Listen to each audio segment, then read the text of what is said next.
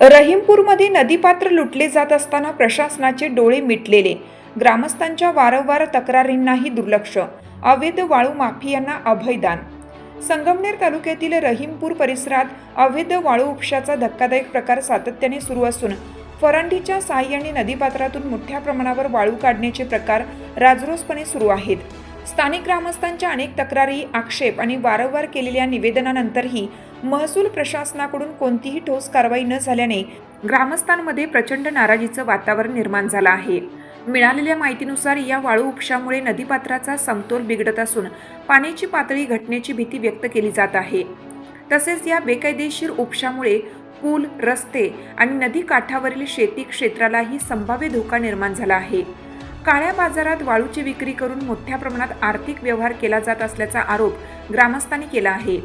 या प्रकरणी रहीमपूर व आसपासच्या गावातून अनेक वेळा महसूल विभाग, तालुका प्रशासन तसेच पोलीस ठाणे यांच्याकडे तक्रारी दाखल करण्यात आल्या. मात्र अधिकाऱ्यांनी फक्त आश्वासने दिली असून आतापर्यंत कोणतीही कारवाई न झाल्याने प्रशासनाच्या भूमिकेबद्दल शंका निर्माण झाली आहे. काही ग्रामस्थांनी प्रशासन व अवैध वाळू माफिया यांच्यातील संगनमत असल्याचीही शक्यता व्यक्त केली जात आहे. परिसरातील नागरिकांनी सांगितलं की रात्री उशिरा आणि पहाटेच्या सुमारास ट्रॅक्टर आणि जेसीबीच्या मदतीने वाळू उपसा केला जातो. आम्ही थांबवायला गेलो तर धमक्या देण्यात येतात, तक्रार केली तर अधिकारी प्रतिसाद देत नाहीत.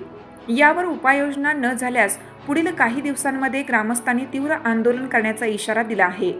नदीपात्र संरक्षण, पर्यावरण संवर्धन आणि शेतकऱ्यांच्या भावी संरक्षणासाठी तात्काळ कारवाईची मागणी करण्यात येत आहे. स्थानिक नागरिकांनी, सामाजिक कार्यकर्त्यांनी जिल्हाधिकारी अहमदनगर, तहसीलदार संगमनेर व पर्यावरण विभागाने तात्काळ हस्तक्षेप करून अवैध वाळू उपसा थांबवावा, संबंधितांवर गुन्हे दाखल करून कठोर कारवाई करावी अशी मागणी केली आहे. महासत्ता न्यूज, संगमनेर.